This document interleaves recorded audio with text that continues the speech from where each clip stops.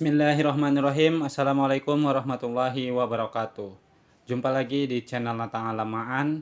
Mari belajar bersama. Pada sesi kali ini kita memasuki pelajaran ke-18. Di pelajaran ke-18 ini kita akan membahas tentang kata kerja. Kata kerja ini dalam bahasa Arab berhubungan sama ada 3 hal ya. Pertama fi'il madi, fi'il madi.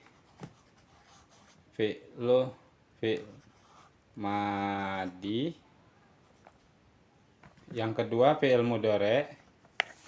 Jadi dalam bahasa Arab itu ada fi'il madi, ada fi'il mudhari.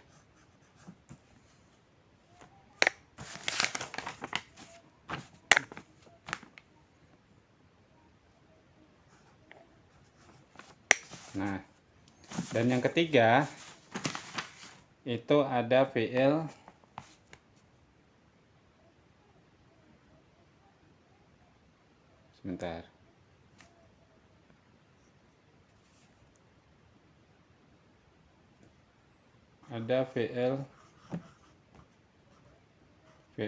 amri.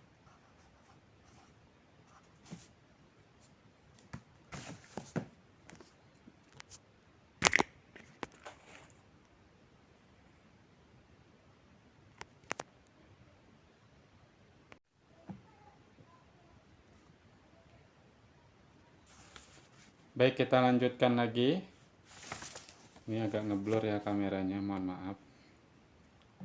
Jadi pada pelajaran ke-18 ini pembahasannya tentang fi'il mudhari. Fi'il mudhari ini ditujukan untuk kata kerja yang berhubungan dengan waktu saat ini atau sedang dikerjakan atau untuk yang akan datang. Waktu menunjukkan waktu akan datang.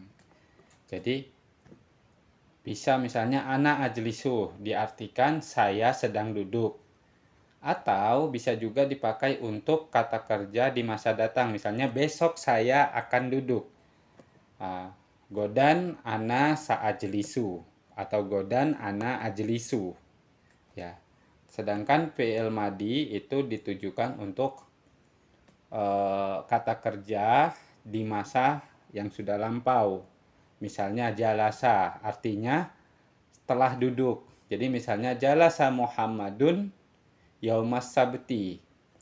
Muhammad duduk pada hari Sabtu. Nah, tapi peristiwa itu sudah berlalu. Nah, itu menggunakan kata kerja fi'il madi. Jadi kalau di kamus asal katanya itu jalasa ini ya ajlisu ini asal katanya jalasa, fi'il madinya ajlisu ini fi'il mudhari. Nah, tapi untuk domir ana. Jadi yang kita bahas di sini penempatan domir-domir seperti ana, anta, huwa. Nah, di sini cuma 3 dulu contoh di pelajaran ke-8 ini. Baik, misalnya ana ajlisu, saya duduk. Tapi saya duduk di sini menunjukkan waktu saat ini atau akan datang. Waktu di kemudian hari juga bisa menggunakan pola fi'il mudhari. Anta tajlisu. Kalau anta berarti di depannya itu bukan hamzah lagi, tapi ta. Jadi anta tajlisu. Huwa yajlisu. Kalau huwa di sini menggunakan ya di depan huruf jimnya. Karena asalnya ini asal ajlisu ini asalnya ya jalasa. Nah, penambahan huruf hamzah atau alif kemudian ta dan ya ini menunjukkan dia fi'il mudhari. Nah, di sini polanya ajlisu ini menunjukkan domir ana, tajlisu ada ta berarti domirnya anta, yajlisu ada ya berarti untuk domirnya huwa. Nah, domir-domir ini telah kita bahas sebelumnya pada pelajaran yang terdahulu ya. Jadi silakan dibaca nanti dilihat-lihat lagi di channel Natang Alamaan. Kemudian ajlisu ini kan jalasa artinya duduk. Ana ajlisu, saya duduk. Anta tajlisu, kamu duduk.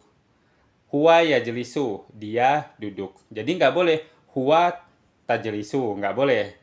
Jadi harus huwa yajlisu. Ana ahruju, ahruju horoja, asal katanya horoja. Artinya keluar. Ana ahruju, saya keluar. Anta tahruju, kamu keluar. Huwa yahruju, dia keluar. Kemudian di sini ana adhulu. Dah asal katanya dakhola. Dakhola yadhulu. Adhulu artinya saya masuk. Anta tadhulu, kamu masuk. Huwa yadhulu, dia masuk. Nah, pada pelajaran ke-18 ini kita menggunakan 3 domir dulu. Nah, fokusnya adalah kita menerapkan huruf hamzah atau huruf alif ini dan huruf ta dan huruf ya pada domir-domir yang tepat. Misalnya kalau ana berarti ajlisu. Kalau anta tajlisu. Huwa yajlisu. Demikian juga misalnya kata kerjanya horoja. Berarti kalau ana ahruju, horoja yahruju, fi'il mudhari'nya yahruju. Tapi kalau untuk ana, domir ana berarti ahruju. Kalau untuk domir anta berarti tahruju. Kalau untuk domir huwa berarti yahruju. Itu. Sama seperti ini. Kata kerjanya dakhola, fi'il mudhari'nya kalau untuk ana berarti adhulu, untuk anta tadhulu, untuk huwa yadhulu. Nah, sekarang contoh dalam kalimat. Ana muallimun. Amami kursiyun. Saya muallimun, saya guru. Amami kursiyun, di depan saya ada kursi. Ana ajlisu alal kursi. Saya duduk alal kursi, di atas kursi. Hunaka babun. Hunaka babun, di sana ada pintu. Ana ahruju ilal fina'i. Saya keluar ke halaman. Anal ana adkhulul fasla. Saya sekarang masuk kelas. Anta aliyun. Kamu Ali. Anta tajlisu alal maq'adi. Kamu duduk di atas bangku. Anta tajlisu ya Ali? Naam, ana ajlisu. Apakah kamu sedang duduk ya Ali? Wahai Ali. Naam, ana ajlisu. Ya, saya sedang duduk. Aina tajlisu, di mana kamu duduk? Ajlisu alal maq'adi. Saya duduk di atas bangku. Jadi perhatikan sini, ketika dia bertanya tentang ke kamu, untuk kamu, maka tidak ajlisu lagi, tapi tajlisu. Ketika dia menunjukkan saya berarti ajlisu. Jadi tanpa menyertakan ana pun menyebut ajlisu itu sudah dimaknai berarti yang duduk adalah saya, orang yang berkata, mutakalim. Kemudian kalau misalnya dia bilang ada kita mendengar kalimat anta tajlisu tanpa menyebutkan anta pun tajlisu. Nah, berarti kamu sedang duduk gitu. Nah, itu sudah bisa dipahami seperti itu. Kemudian hal tajlisu alal kursi, apakah kamu duduk di atas kursi?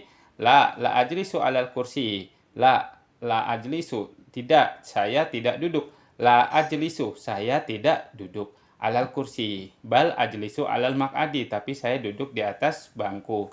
Terus ada pertanyaan lagi. Hal tahruju ilal fina'i, apakah kamu keluar ke halaman? La ahruju ilal fina'i, bal ajlisu alal maq'adi. Tidak, saya tidak keluar ke halaman, tetapi saya sedang duduk di atas maq'ad, di atas bangku. Nah, demikian, ini saya persingkat saja, nanti akan kita bahas lagi selain 3 domir ini. Tapi inti dari pelajaran ke-18 ini adalah penempatan huruf-huruf awal atau huruf-huruf fi'il mudhari'. Huruful mudhari'ah namanya, seperti hamzah, ta, ya, seperti ini. Nanti ada lagi yang lainnya. Demikian, apabila ada pertanyaan karena belum jelas dalam penjelasan ini, bisa ditulis di kolom komentar. Dan sekali lagi saya ingatkan, jangan langsung ke tahap ini, tapi harus nyambung dari sesi 1 sampai ke sesi saat ini, supaya dapat mengerti dan memahami pelajaran bahasa Arab secara sistematis. Nah, wabillahi taufiq wal hidayah. Wassalamualaikum warahmatullahi wabarakatuh.